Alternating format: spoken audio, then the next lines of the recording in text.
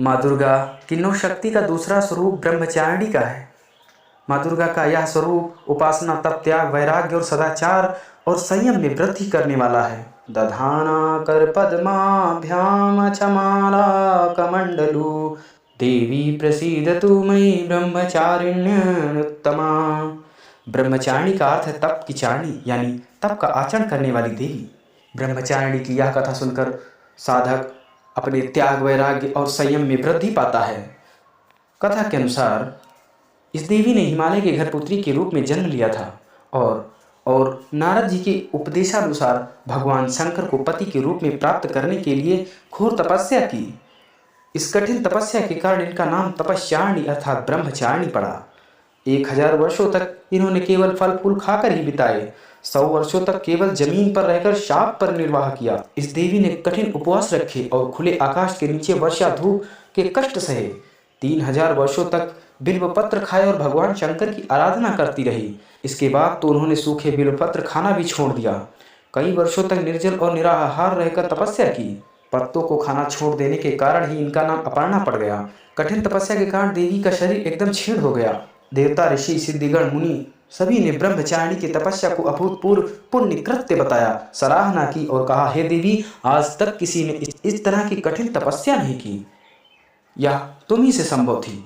तुम्हारी मनोकामना परिपूर्ण होगी और भगवान चंद्रमौली शिव जी तुम्हें पति के रूप में प्राप्त होंगे। अब तपस्या छोड़कर लौट जाओ, जल्दी ही तुम्हारे पिता तुम्हें बुलाने आ रहे हैं। इस देवी की कथा का सार यह है कि जीवन के कठिन संघर्षों में भी मन विचलित नहीं होना चाहिए। माँ ब्रह्मचारिणी देवी की कृपा से सर्व सिद्धि प्राप्त होती है।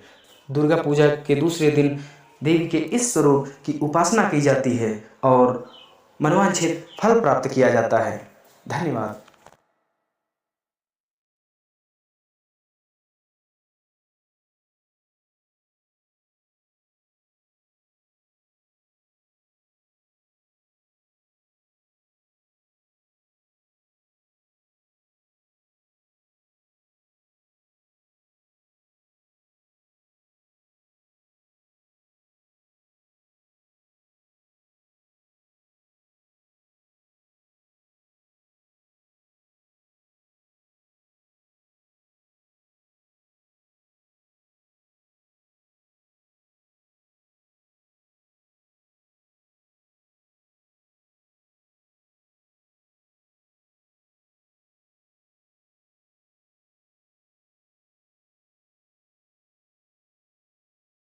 पत्तों को खाना छोड़ देने के कारण ही इनका नाम अपर्णा पड़ गया। कुछ दिनों तक कठिन उपवास रखे और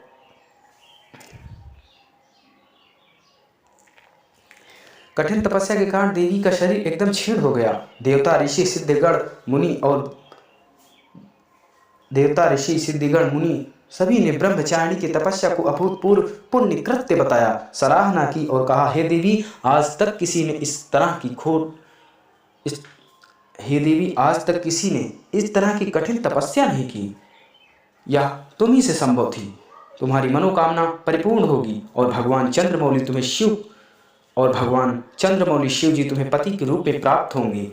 अब तपस्या छोड़कर लौट जाओ, जल्दी ही तुम्हारे पिता तुम्हें बुलाने आ रहे हैं। इस देवी की कथा का सार यह है कि जीवन के कठिन संघर्षों में भी मन विचलित नहीं होना चाहिए। माँ ब्रह्मचारिणी देवी की कृपा से सर्व सिद्धि प्राप्त होती है। दुर्गा पूजा के दूसरे दिन देवी के इस स्वरूप की उपासना होती है।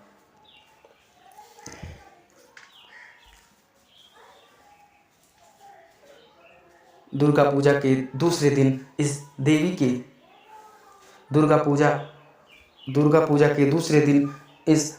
के इस